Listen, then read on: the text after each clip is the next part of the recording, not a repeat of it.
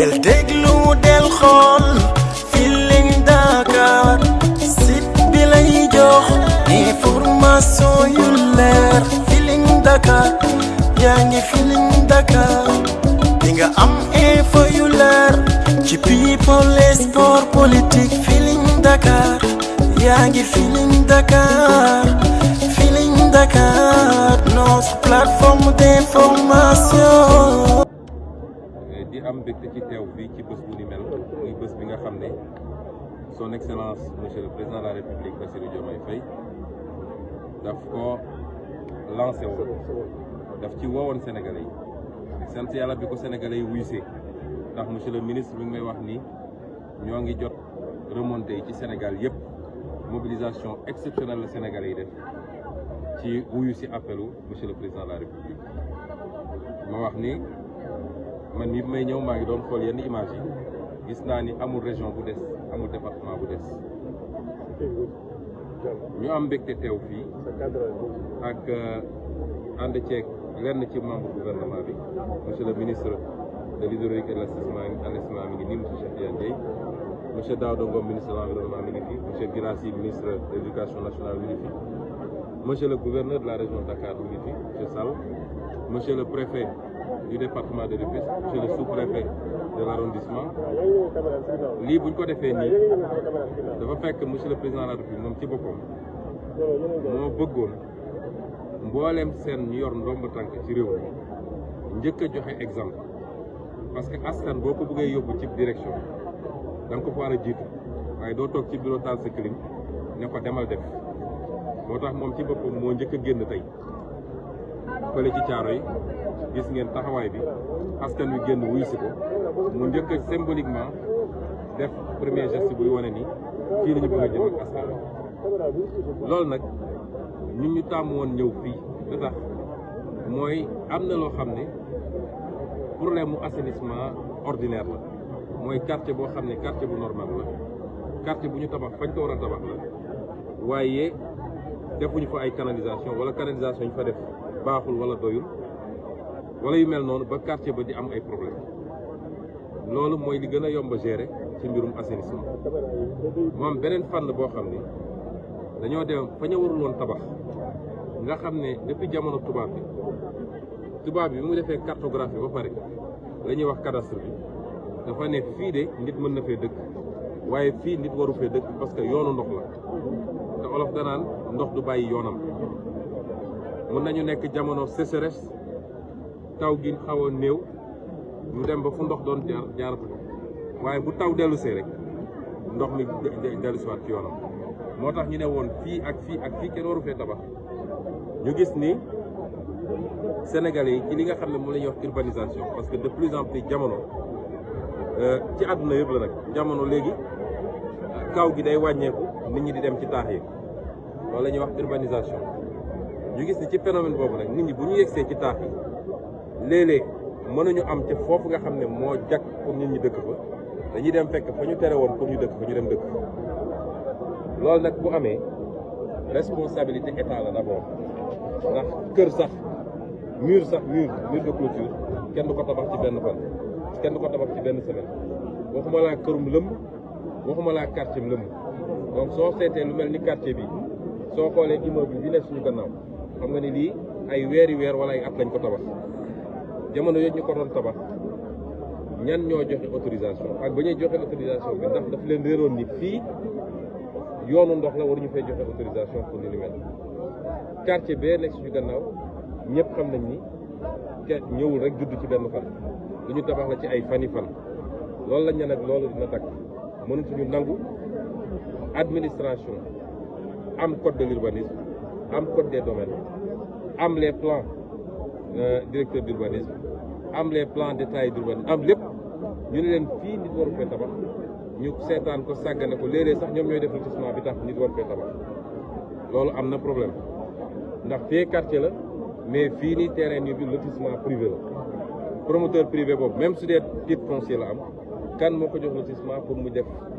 lotissement foo xam ne leer na ni fii waruñu fee def lotissement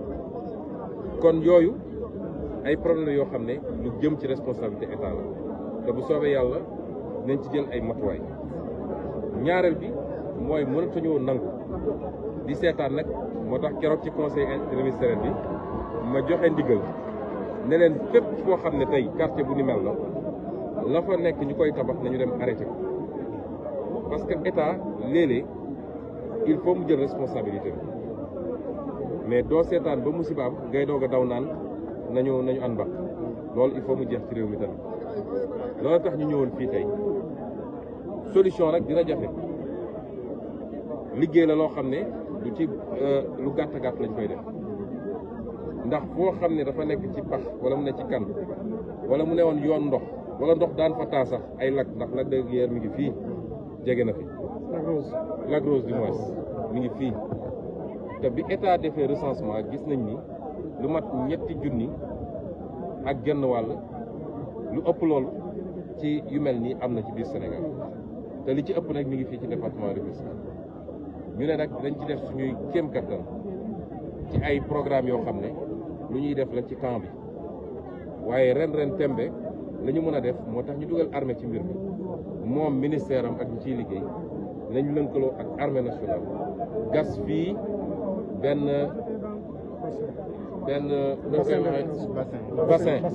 bassin dañ koy waxee ci mbalka mu mag la voilà benn mbalka laa doon yarkatu xar yi ñoom xam nañu gas fi benn mbalka bu mag a mag boo xam ne dañ koy def ci fi nga xam ne moo gën a xóote nga xam ne ndox mi bu ñëwee dañ ko essayer récupérer foofu am yaakaar ni loolu mën na wàññi problème bi ci at wi ndox moomu sax mën nañ ko jërëñoo ci yóbbu ko ci mbay mi moo tax ñu ne fii am na yeneen yu ñuy gas fii ci dag bi ndax am na dag bu ne fii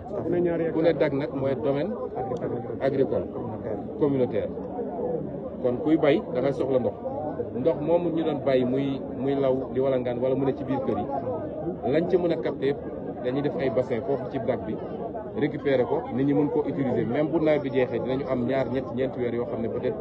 mën nañ ko utiliser pour di arroser seen maraîchage la kon loolu moo gën a bëri fii kon loolu moo taxoon ñu ne dinañ ñëw fii di lancer appel nag sénégalais yi bëgg dëkk warul tax nga dëkk fu ne fii bu nawet bi xasee ba door am na population yoo xam ne dañuy obligé génn dem uti feneen wala ñu dem seen i mbokk ba nawet bi jeex am na ay famille yoo xam ne dem nañu définitivement ndax mëntuñ fi dëkk kon loolu te soo seetee xaalis bu bëri lañ fi investir am na ñu fi def ay millions ci kër goo xam ne mënoo fa dëkk au moins 4 weer ci at bi loolu nag ñuy lancer appel population yi ñoom it ñu jàppale ñu ci loolu ndax président Diomaye dafa ñëw pour bale moo tax bale boobu ngeen gis ko ci moom bale bi nag dinaa wax tey lan mooy cosaanu bale bi ndax Sénégalais yi gis bale bi rek waaye xamuñu bale bi ñuy nekk campagne Bignona bi ñu paree meeting Bignona bi 1 heure du matin wala lu ko raw nga benn góor gu màgget dañ ko jàpp sax woo mat ko mu ñëw ba sës ci oto bi maa président Diomaye sëgg di wax ak moom mu ne ma neel ma ko bale bi waa dëkk bu ñuy wax jéegul ñoo daje ñaanal ko wàcc seen kaam def li ñuy def bu ñu paree jël bale bi jox ko ne ko boo duggee pale na nga jël bale bi bale pale ba mu set na nga jël bale bi bale Sénégal ba mu set na nga jël bale bi bale Afrique ba mu set loolu mooy cosaanu bale bi looloo tax président Diomaye fonk bale bi loolu nag mooy volet symbolique bi waaye bale googu ñu nekk dooraguñ ko sax ndax lii defe naa premier acte rek dinañu bale lu jëm ci cet bi dinañu bale lu jëm ci lu ñuy gis ci ay kër ay yoon ay caniveau ak yu mel noonu waaye dinañu bale lu jëm ci nguur nañu bale ba mu set wicc ndax réew mi Sénégalais yi dañoo xamul ni yàlla moo ñu sutural waaye ak ñaanu nit ñu baax waaye bu dul woon loolu 2023 bi ñu génn réew mi li daal réew yu bëree bëri mënoon na fi am te dara waralu ko lu dul ku ñu dénk ne ko dañu laa dénk pour nga sàmmonteeg réew mi sàmmonteeg askan bi doxal yoon nga def safaat moo xam président nga moo xam ministre nga moo xam magistrat nga moo xam moo tax boo bëggee nag bale boo yaakaar ni bale mbedd moom rek la ñu war a bale juum ndax nëga ni si dem daaw ci bésu tey ji di 1er juin nit ñi taluñu woon bale ak ji ay garab waaye ñi ngi doon ay lacrymogène ak ay pneu ak internet bu ñu coupé te dara waralu ko lu dul ñi ñu dénk ne leen jaaraleen ko fii ñu ba ko fa nekk ci ay complot ak ay règlement de compte moo tax bale googu nag may dalal xelu sénégalais yëpp lañ ci war a def nañ ko def mbir mi dina leer nañ ba ñu xam ku def ak lu mu def bu dee Ousmane Sonko def sénégalais yi dinañu xam bu dee keneen ak keneen def sénégalais yi dinañu xam waaye nag dafa am loo xam balaa nga koy def da ngay njëkk a bale ba mu set il faut nga bale justice ba mu set ndax ku ci amoon responsabilité te nekk fa du moom mooy ñëw jaar ci beneen direction bi il faut nga bale palais de la république il faut nga bale gouvernement il faut nga bale feneen ak feneen ak feneen kon setal bu yaa lay doon setal bu mate lay doon parce que réew mi il faut ñu tegaat ko ci yoon ba Sénégal yi nekk ci jàmm ñu jublu ci liggéey xaste bi jeex fi saagante bi saagawaate bi jeex fi sosalaate bi jeex fi parce que loolu xamuñu ko woon ci Sénégal jàmm lañ fi xam ak liggéey ak même su dee bokkuñu xalaat ñu def ko ci adversité et non pas ci animosité loolu moo tax ñu wax sénégalais rek ni setal bi lu gën a yaatu la waaye bii moom lañ leen gën a soxlawee bii la ñu gën a bëgg ñu dugal ci seen loxo la ca des jafewuñu te dinañ ko def bu soobee yàlla kon ñi ngi gërëm ñëpp di am mbégte ci mobilisation bi ñu fi gis bëggoon nañ dugg ci biir quartier bi waaye gis nga mbir bi nu mu mel dañuy bañ buuxante yi ak yu demee noonu ñu ngi jéggalu kilifa yi nekk ci biir quartier bi chef de quartier bi di jéggalu village yi nekk ci gannaaw chef de village yi ñoom seen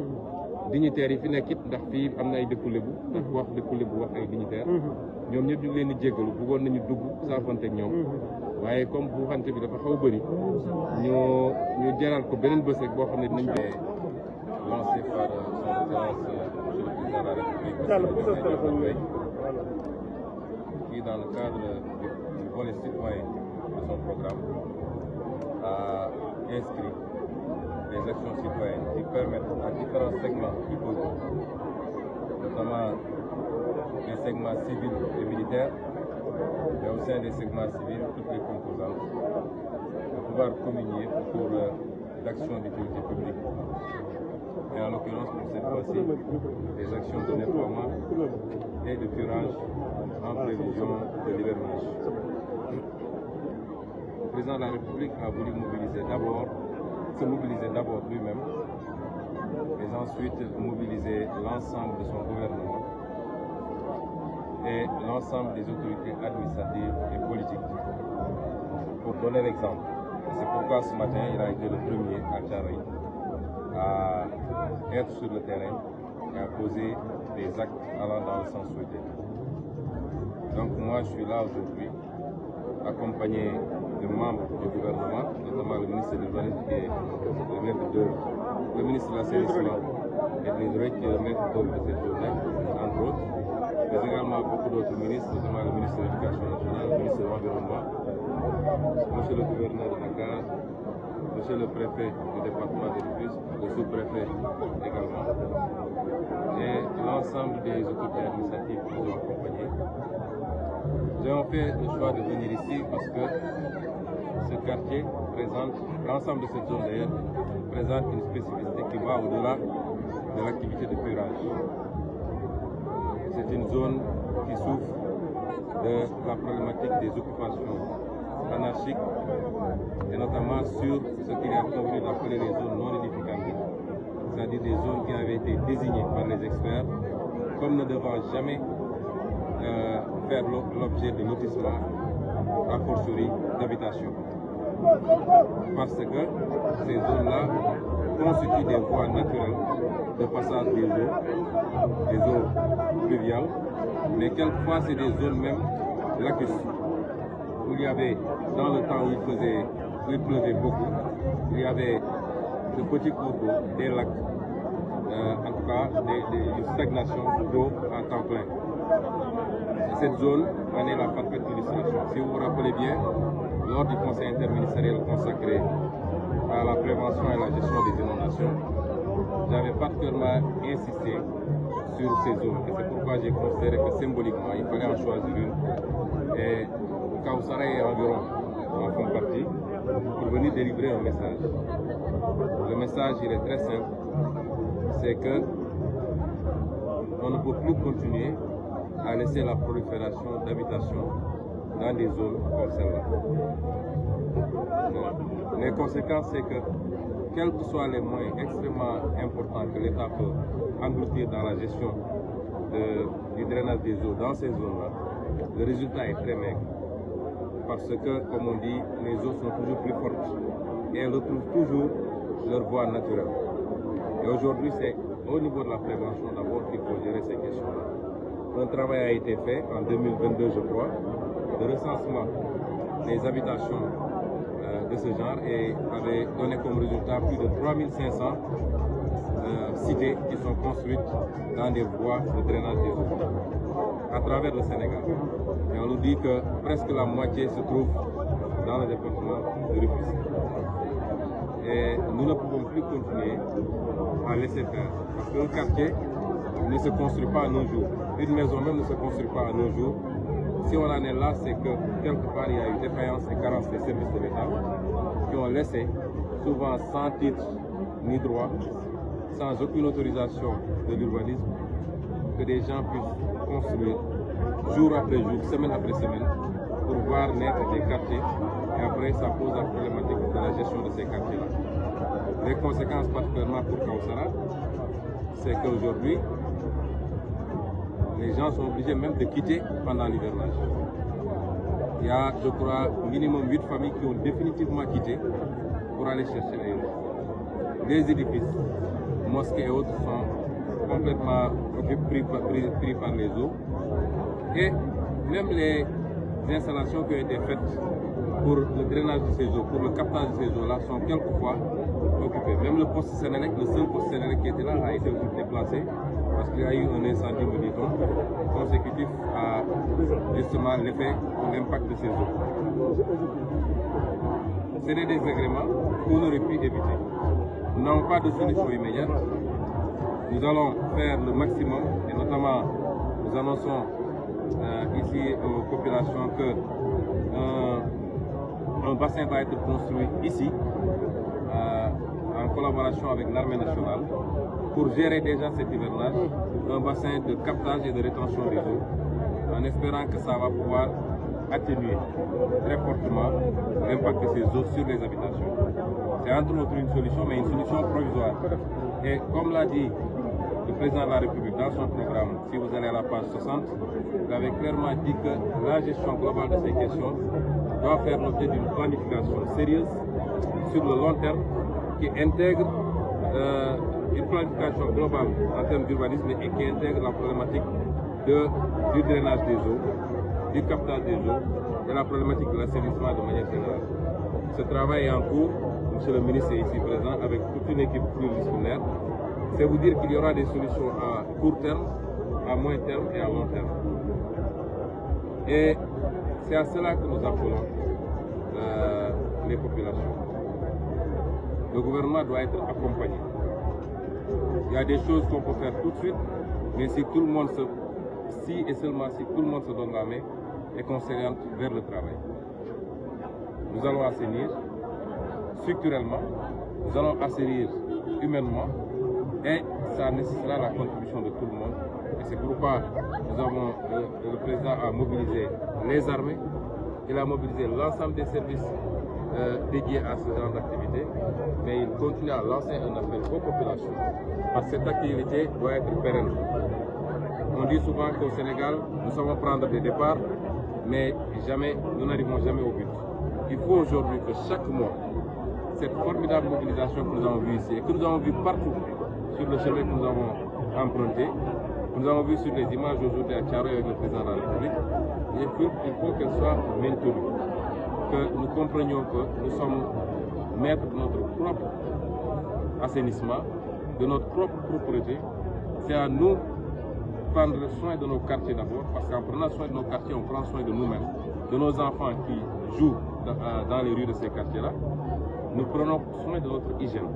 Et c'est en cela que le concept de citoyenneté et de civisme, mais le concept également d'armée-nation,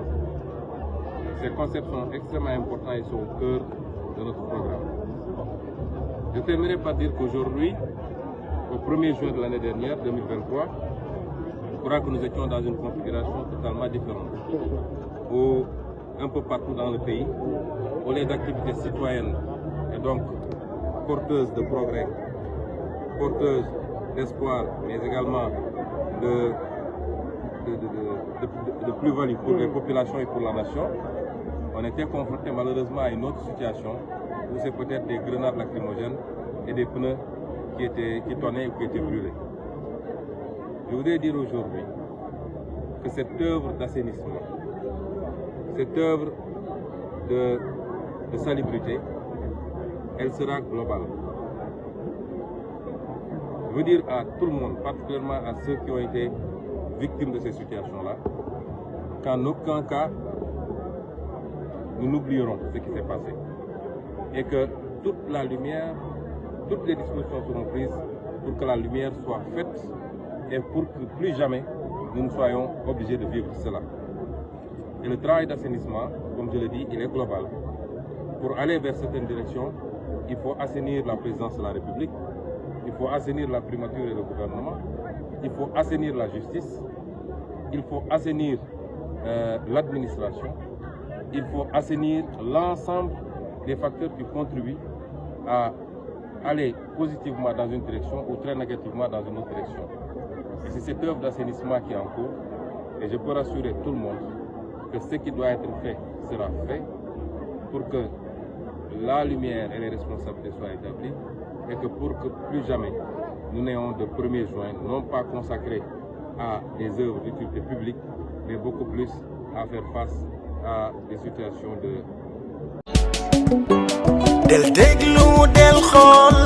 Feeling Dakar site bi lay jox information yu leer Feeling Dakar yaa ngi Feeling Dakar di nga am info yu leer ci people et sport politique Feeling Dakar yaa ngi Feeling Dakar Feeling Dakar notre plateforme d'information